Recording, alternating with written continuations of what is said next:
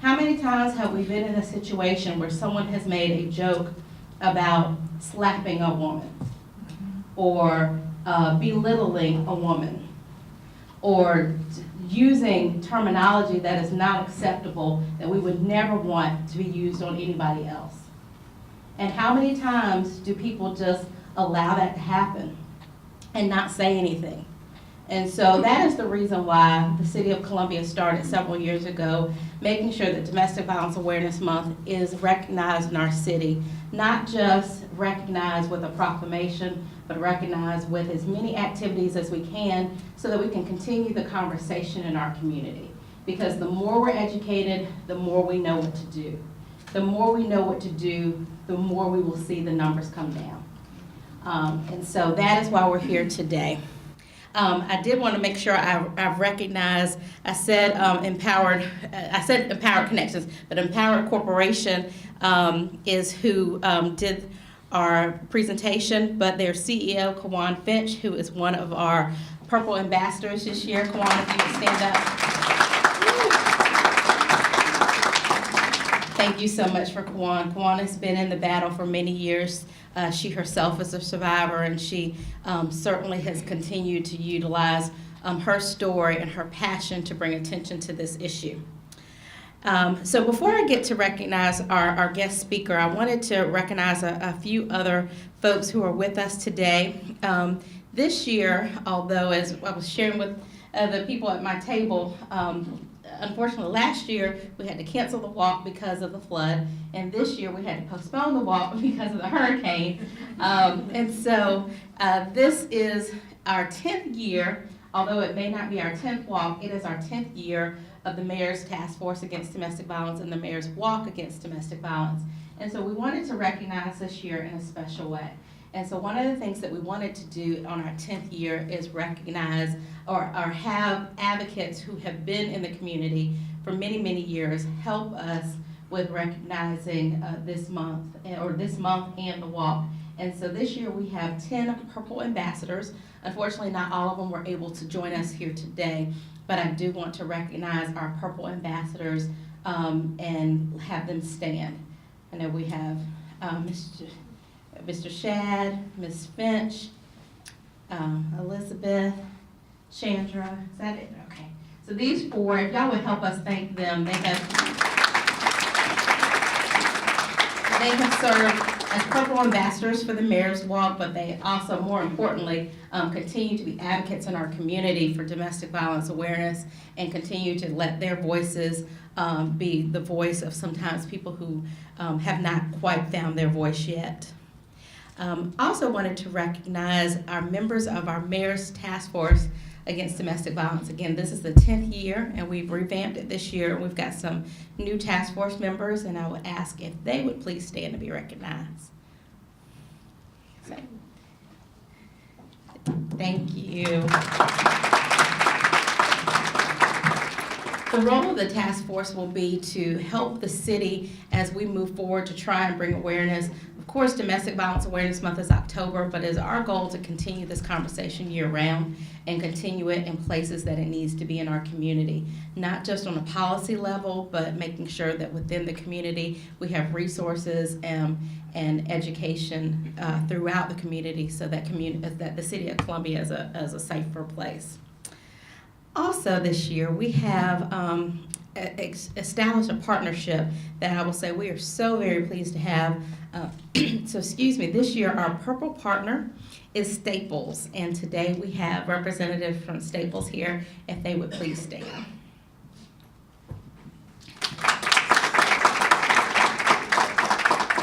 Thank you, ladies. Staples has been a tremendous partner this year. I'll tell you that they've helped us get the word out about the walk. They've even hosted among their employees a toiletry drive that is held the entire month of October, and those donations are being donated to Sister Care, our local shelter. So we thank them so much for their partnership, and we look forward to continuing that partnership in years to come. I also wanted to recognize this year for our walk, we wanted to have, well, we've done it a couple years, but this year we've had even a bigger group, but we wanted to recognize, we have team captains, and these are people who have recruited people that will join us on Saturday for the Mayor's Walk Against Domestic Violence. And before I have the team captain stand up, I want to tell y'all a little bit about the walk if you don't know kind of how that came about. Years ago, when Mayor Coble asked Nancy and I to co-chair the Mayor's Task Force, our biggest thing was awareness. And we wanted people to look at October's Domestic Violence Awareness Month, just as they look at Breast Cancer Awareness Month and other months that we recognize throughout this country. And we decided we wanted to start a walk, and we knew the story of the breast cancer walk and how that grew over many years, and we wanted to bring awareness around it. But what we wanted to do, it's interesting because when you have issues like breast cancer or heart disease, they are difficult issues to deal with, but they're easy issues to recruit people to get behind. Because people know that they know a breast cancer survivor or someone who has died from breast cancer, or they feel like, okay, there's not a stigma being associated with breast cancer. But unfortunately for domestic violence, it's not that easy. You know, a lot of people who are survivors of domestic violence don't want to share their story, don't want people to know that they've been abused in the past. People who have been involved or known people who are domestic violence survivors, they don't want people to know that their sister or their mother or they grew up in an abusive home. And so a lot of times people don't want to take ownership to this issue like they do for other issues. And so when we wanted to bring awareness, we started with the walk, and we said we wanted to have people just come out. So it's a free of charge walk. We want people to come out and just bring in numbers. Our first year, we were excited with it, but we had less than 200 walkers. Where you see, breast cancer and others, you have, nearly 20,000 walkers. I mean, it's amazing. And so what we wanted to do is say, okay, we know over years it will grow. And so we started with 200 walkers. The last time we had the walk, we had almost 2,000. And that is in part by having people who take ownership to this issue. And our team captains have taken ownership to this issue. They have helped us recruit people and get people out. And so we do have some team captains here with us today, and I would ask if they would stand and be recognized. Wait, some people have already stood because they other team captains. Thank you, guys. So with that said, I would like to just lastly, we've applauded several different groups. Last but not least, I want everybody to applaud yourselves, because everyone in this room plays an integral role of us doing what we're doing and making a difference in the lives of victims and survivors, and as Mr. Shad said earlier, thrivers. So if you would all please give yourselves a hand.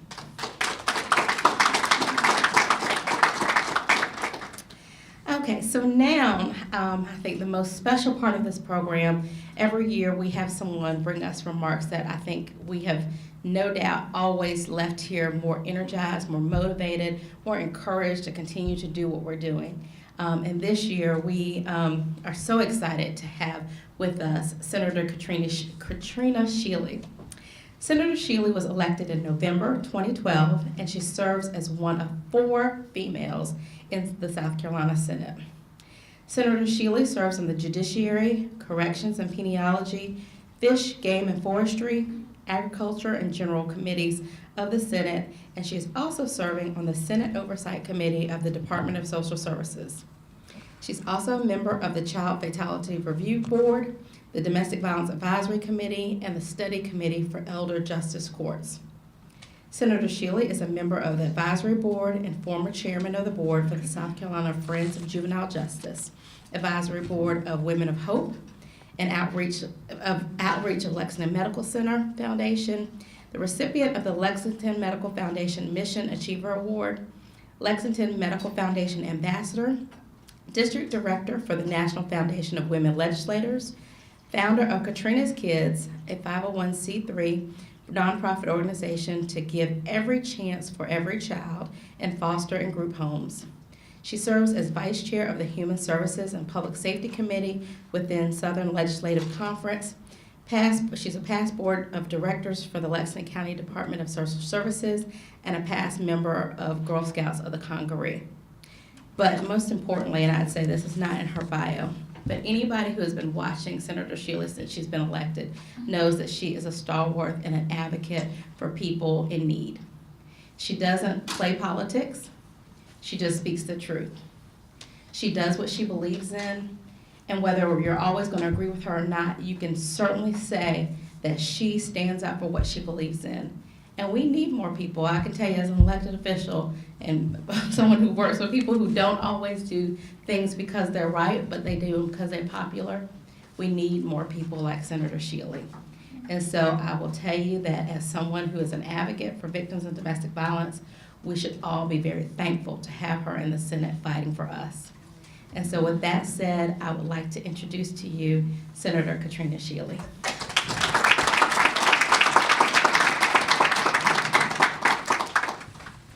Thank you very much for that more than kind introduction. It's an honor to be here with you today and to talk about domestic violence, something that's not always pleasant to talk about. Domestic violence is something that we don't like to talk about. We especially don't want to talk about it when you're a victim or when it's in your own family. We don't want to talk about it for a number of reasons. One, we don't talk about it because we're ashamed of the fact that we didn't get out or we didn't get our family member out. Maybe we could have done more. Maybe we wonder, was it our own fault in the first place? Did we invoke the problem? Domestic violence can happen in any family. It doesn't matter what neighborhood you live in, how much money you have, or what your last name is. Domestic violence strikes across all races and social and economic lines. My family's no different. And I have permission to tell you my family's story of domestic violence, and I hope you'll listen. My sister was married to her high school sweetheart when she was 17 years old. She never really had another boyfriend. He was a few years older than she was. Oh, he could be charming when he wanted to, but he could also be mean, and he was very, very controlling. From the very beginning of their marriage, and even before, everyone in our family knew there were problems. My mother and father would have done anything to stop their relationship. And they would have done anything once they were married to get her out. But as domestic violence victims are, she said she loved him and she was in denial. But she had all the signs. She had the bruises, she had an occasional black eye, and she had fear in her eyes. But she covered up for him, out of fear for herself, out of fear for her family. At the beginning of their marriage, they had one daughter, and she actually left him for a while when our mother was dying of cancer. But she immediately returned after our mom's death and brought two more little girls into their family. Their children were withdrawn and had low self-esteem, and they still suffer from the effects of what happened to this very day. None of the three have been able to maintain a stable marriage. Two are manic depressive, and one is an alcoholic. Domestic violence affects your family for generations. My sister was so controlled, there were times he would not let her see her family. He just would not allow it. He would take things that were important to her, gifts from friends and family, and he would destroy them. He would take her clothes, and he would cut them up and burn them if he thought she had too many. I remember once my grandmother and I went shopping because my grandmother loved to buy things for her, and we took them to her. And he stood there and cut them up right in front of our face. It broke my grandmother's heart. So you ask, why did she stay? She thought she loved him. She thought he would change. He said he would, and she was scared of him. He had threatened to kill her and her children. She sat in her room night after night and heard him in another room cocking a gun over and over again. It was a game for him. He loved the intimidation, and he loved the power he had over her. Finally, one Friday night in November of 1999, she had had enough after almost 30 years of living in this torment.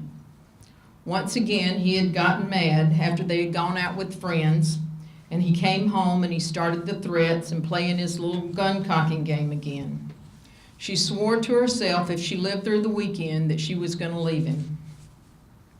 Our father had recently passed away, and she had inherited a little money, so she felt like she was financially stable enough to leave on her own. But our parents would have helped her anytime she had wanted to leave. But she moved out that next week. She got a place of her own, but there was a price to pay for that. She found an apartment and she left. But less than a week after she left, my brother-in-law packed his loaded rifle up in his pickup truck and drove to my sister's place of employment. He pulled up beside her car in the parking lot and he sat there. He had written quite a few suicide notes, 9 to be exact, notes that had all different outcomes, depending on what choice he decided that day. My brother-in-law got out of his truck in the parking lot in DHEC here in Columbia, and he sat on the hood of my sister's car with his rifle. Was he waiting on her to come out of the building? Was he going to do what so many abusers do? Was he going to do what our family had always feared? Was he going to kill my sister and then kill himself? Well, we were lucky that day. The reason I say we were lucky is because he chose the option to put the gun under his chin and kill himself and blow his head off and all over 2 vehicles in that parking lot. My sister had contacted law enforcement the day before this happened and told them he was riding around with a loaded gun and she was scared for her life. Law enforcement did actually go and talk to him, and he told him that she was crazy and not him, so they did nothing.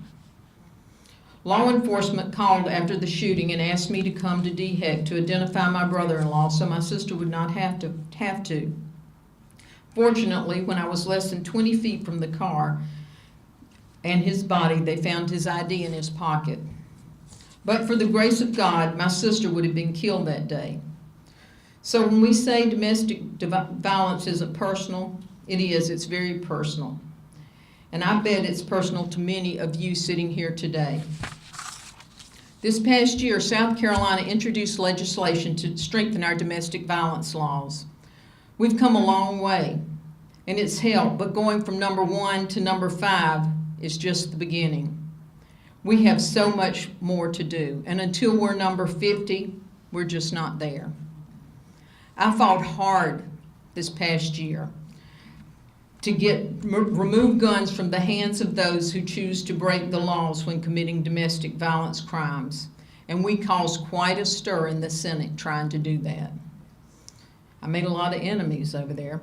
I support our Second Amendment rights as much as anyone, but I also support the rights of those who need protection from those who threaten their lives. There are so many victims that are afraid to speak out, and we have to be there for them. We know that guns play a role in domestic violence, but that's not the only weapon used in domestic violence. I also plan on introducing a standalone strangulation suffocation legislation this year called EA's Law in memory of Emily Anna Asbel, who was strangled by her boyfriend with the UPS cable. Strangulation is a common form of abuse in domestic violence victims. We must continue to strengthen our domestic violence laws so that no one gets away with these crimes with just a slap on the hand again. It's our responsibility to let victims know that we're here for them, no matter what, and to give them a place to go and an ear to listen.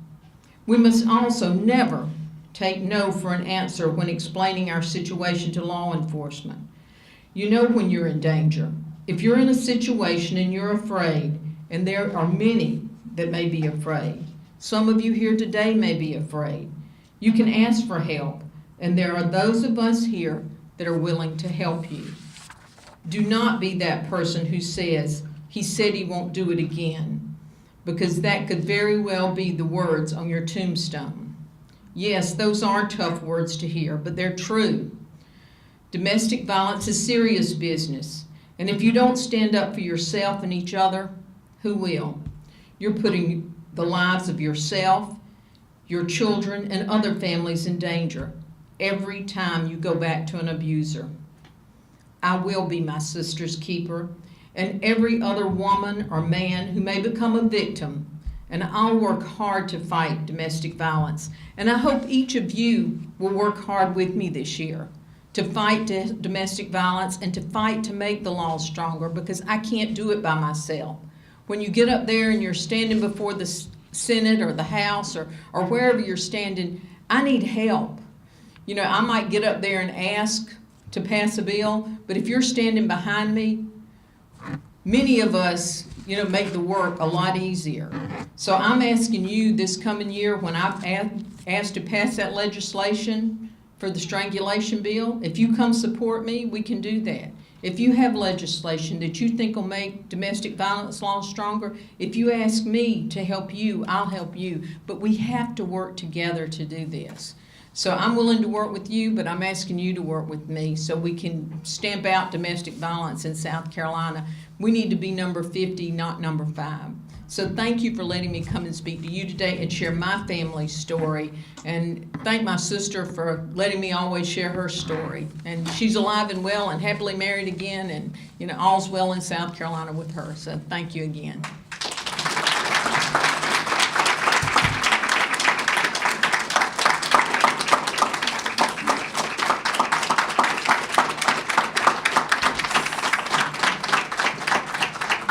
Thank you so much, Senator Shealy, and I think I speak for everyone in this room and the networks that we have, that we will stand with you. And if you just let us know when you need us, we'll be there with bells on. Okay. And if you could come back up here. So on behalf of the mayor, members of City Council, the City of Columbia, and the Mayor's Taskforce for Domestic Violence, just want to give you a small token of our appreciation for sharing your story, but more importantly, for the fight that you have for us every day. Well, thank you so much.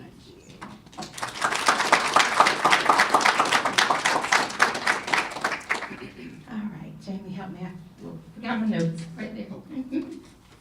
All righty. Well, we said we wouldn't keep you long, but I wanted to make sure that we had that very powerful word, but also, again, got that encouragement, because the fight that we have is not over.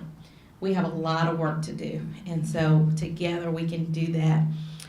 Just a couple more things before I let you go. And Senator Sheila mentioned this, that every year the Violence Policy Center comes out with a ranking on states on where they are with men killing women. The last several years, South Carolina has vacillated between 1 and 2. This year came out, we are number 5. We understand that that is small progress, but we understand that there's a lot more that work needs to be done. And that work is being done by you in the field every day. And so we thank you so much for that, but we also want you to know that you are not alone. You do have support. You have people in legislative positions that will help you if you need. You just need to reach out to us. You have community organizations and nonprofits that will help you when you need. So we ask you to continue to do the work you do, but also to let us know if we can be of help for you. We also want to remind you that this Saturday is the Mayor's Walk. Our rescheduled date is this Saturday. It's still a free event, and there's still time to sign up. If you all know anybody, if you're already a team captain recruiting people, we thank you. If you're not a team captain and today is the first time you've heard about that and would like to recruit a team, please see one of the PR staff in the back. Y'all raise your hand so everybody sees y'all. Okay. One of these 4 people in the back, they can help you sign up as a team captain and join us for the walk. And then lastly, I just wanted to say, right now in this state, and I say this every chance I get, and I always say I'm not going to put her on the spot if she doesn't want to speak, but I have to. I can never leave an event like this without recognizing Nancy Barton. When I first got involved in this work, I was prosecuting domestic violence and sexual assault. Well, you know what? Even before then, when I was in law school, I met a fighter, a very strong-willed woman who was recruiting law students to go and work with battered women who were in prison for killing their abusers. And I will tell you that that work while I was in law school and then later when I became a prosecutor for domestic violence and sexual assault opened my eyes not just to the work that needs to be done, but the people who do that work. And I will tell you that this community, we may have a lot of work to do, but we have made great strides, and because of Nancy Barton. So I would like to recognize Nancy. Give her an opportunity to say something if she wants to. If she doesn't, I definitely want her to stand so we can give her a hand.